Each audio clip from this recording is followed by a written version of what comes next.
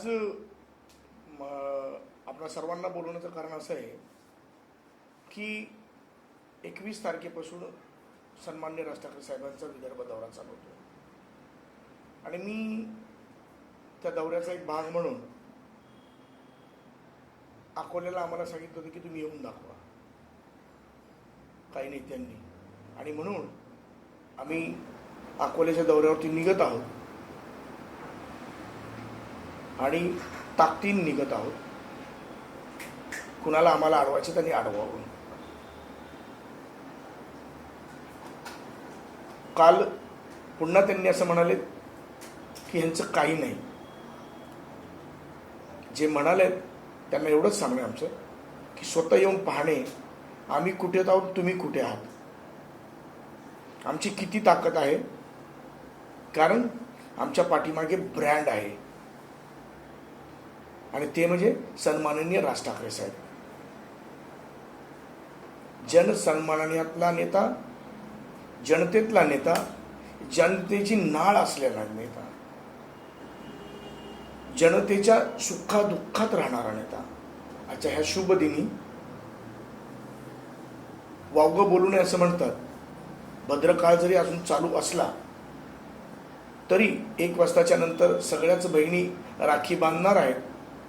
महाराष्ट्रामध्ये राखी बांधण्याचा कार्यक्रम 4 दिवस अगोदरपासूनच चालू आहे. लोकसंस्कृती विसरलेत की तो काळ आत्ता आहे दुपारच्या नंतर. ठीक आहे, असो, प्रत्येकाचा तो आपला आपला विषय आहे. दुसरा विषय आहे तो म्हणजे कुरघोडी.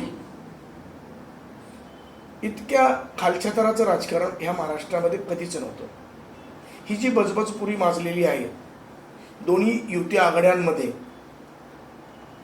ते पाहता संपूर्ण महाराष्ट्र हा फक्त आशेचं किरण म्हणून एकच व्यक्तीकडे पाहत आहे आणि ते म्हणजे सन्माननीय राज ठाकरे साहेब. आणि या महाराष्ट्राला दिशा आणि दशा देणारा नेता म्हणून महाराष्ट्र माननीय राज ठाकरे साहेबांकडे पाहत आहेत. आणि मला असं वाटतं की ह्या निवडणुकीमध्ये त्याचा प्रत्यय संपूर्ण देशाला येईल.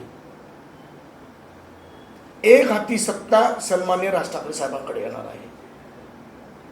हे जे सगळं थोतांड चालू आहे, आमच्या भगिनींचा 1,500 रुपये देऊन जो काही मान सन्मान करण्याचा प्रयत्न केलेला आहे, लोक ह्याच्या अगोदरचं कृत्य विसरणार नाही. त्याच्यामुळे कोणी कितीही काही केलं तरी हा महाराष्ट्र आणि ह्या महाराष्ट्रातील सर्व सुज्ञ मतदार ह्यांच्या या बजबजपुरीला कंटाळले आहेत आणि म्हणून महाराष्ट्र नवनिर्माण सेनेचं सरकार येणार आहे. आज त्याचाच एक धागा म्हणून मुंबईमध्ये विविध ठिकाणी मुख्यमंत्री लाडकी बहीण योजना हे शिंदे साहेबांच्या वतीने चालू आहे, तर दोन्ही उपमुख्यमंत्र्यांकडून लाडकी बहीण योजना म्हणजे एकाच सरकारमध्ये 2 वेगळे वेगळे विषय विसंगती आहे.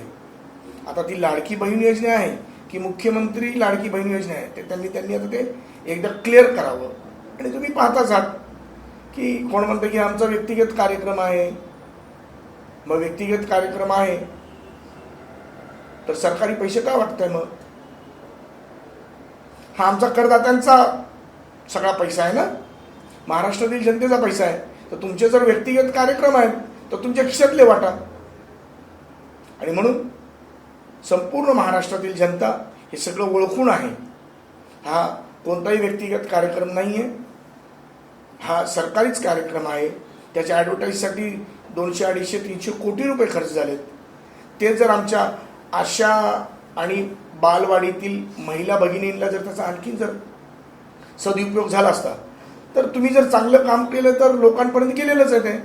मग तुम्हाला ॲडव्हर्टाईज करायची गरज नाही, तुम्हाला दारोदार फिरायची गरज नाही आणि त्याच्या पुढे तुम्हाला निवडणुका लांबणीवर नेण्याची गरज नाही.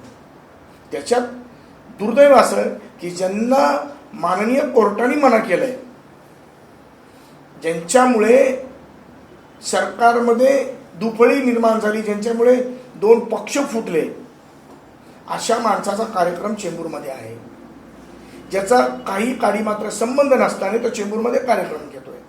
राहणारे कुर्ल्याचे, आमदार अणुशक्तीनगरचे, परंतु कार्यक्रम कुर्ल्याला, चेंबूरला.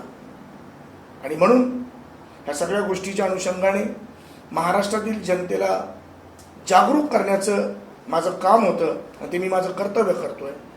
आणि म्हणून कुठल्याही परिस्थितीमध्ये महाराष्ट्र नवनिर्माण सेनेवरती महाराष्ट्रातील सुज्ञ जनता ही विश्वास ठेवलेला आहे आणि त्याचा प्रत्यय तुम्हाला निवडणुकामध्ये येईल. अकोल्यामध्ये पुन्हा म्हणजे तुम्ही जाताय, अकोल्यामध्ये तुम्ही एकदा जाऊन करून दाखवलं, आता नेमका जाण्याचा उद्देश काय आहे, नेमका कसा कार्यक्रम असणार? अकोल्यामध्ये काही करेक्ट कार्यक्रम आहे? नाही, करेक्ट कार्यक्रमच असतो आमचा. अकोल्यामध्ये सन्मान्य राज ठाकरे साहेबांचा दौरा आहे, जो अगोदर मराठवाड्यात झाला, आता विदर्भाचा आहे. विदर्भाच्या 9 जिल्ह्यामध्ये 62 विधानसभा आहे तिथे. तर त्या अनुषंगाने तिथे महाराष्ट्र नवनिर्माण सेनेची जी जडणघडण आहे ते अगदी ग्रास रूटला आहे. आणि त्याच्यामुळे कार्यकर्त्यांना भेटणं, प्रत्येक महाराष्ट्र सैनिकांना भेटणं, त्याच्यामुळे येणाऱ्या भविष्यातील निवडणुकाला आम्हाला सामोरं जायचं, तिथे पूर्वतयारी आहे. अकोल्यामध्ये जाऊन काही मन की बात होणार आहे का? तिथे या अगोदर देखील ज्या घटना पाहता तिथे मराठवाडा लढा सुरू असताना मराठा समाजातील लोकांनी येऊन त्या ठिकाणी विघ्न आणण्याचा प्रयत्न केला होता असं वाटतंय. तसंच विदर्भ दौऱ्यात जर झालं तर मनसे कशा प्रकारचं प्रत्युत्तर देईल? नाही, कुठेही मराठा समाजाने विघ्न आणण्याचा प्रयत्न केला नाही. शिवसेना आणि शरद पवार राष्ट्रवादीची काही लोक होती, हे साहेबांनी प्रेसमधून सांगितलेलं आहे.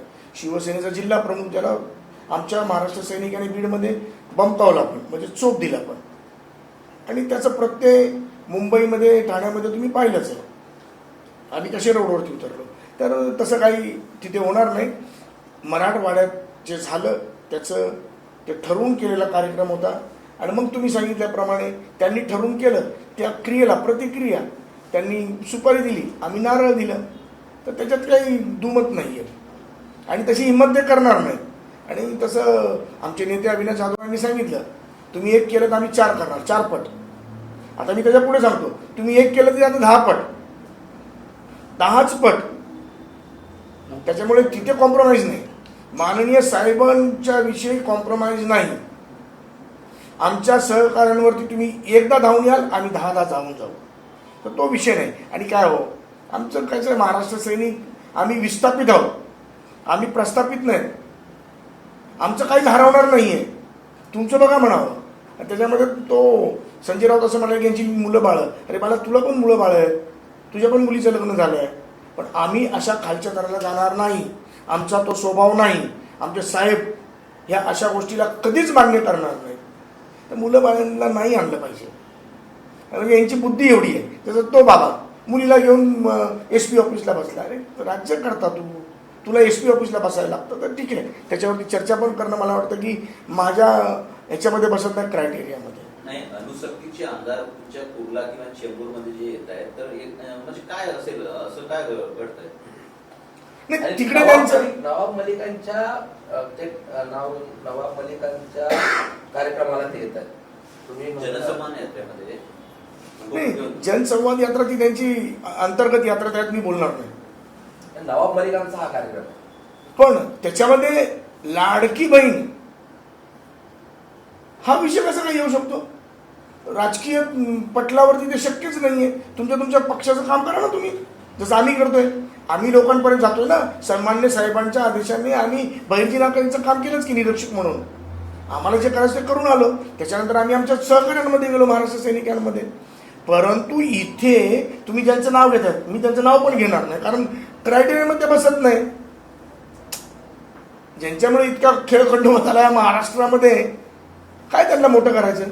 हे त्यांचं कर्तव्य आहे. महाराष्ट्राची जनता सुज्ञ आहे, म्हणून त्यांचा सपोर्ट घेतल्यामुळे इथल्या खासदाराला तिथे त्यांच्या मतदारसंघामध्ये 30,000ची डिफीट करायला लागली खासदारकीला. तर म्हणजे इतकी सर्व समाजाच्या लोकांना ते माहिती आहे की चुकीच्या माणसाच्या मागे जायचं नसतं. तर असो, तो विषय माझा नाही आहे. तुम्ही जसं विचारलं की करेक्ट कार्यक्रम,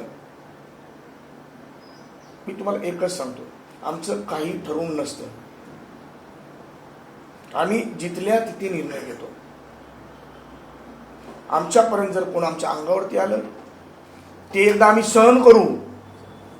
परंतु जर सन्मान्य साहेबांबद्दल कोण एक शब्द वाकडं जरी बोलला, असंविधानिक कृत्य, तर ते आम्ही सहन करणार नाही. साहेबांपर्यंत नाही. कारण आम्ही, आमची संपूर्ण पक्ष, आमचा संपूर्ण मनसे परिवार हा फक्त माननीय राज ठाकरे साहेब ह्या एका व्यक्तीमुळे आम्ही आहोत.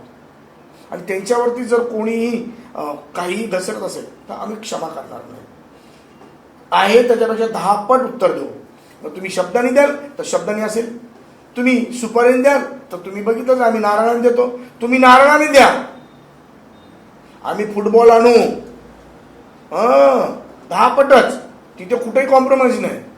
त्याच्यामुळे तो विषय फार आमच्या अस्मितेचा विषय आणि अस्मितेबरोबर संस्कृतीबरोबर कुठेही छेडछाड होणार नाही.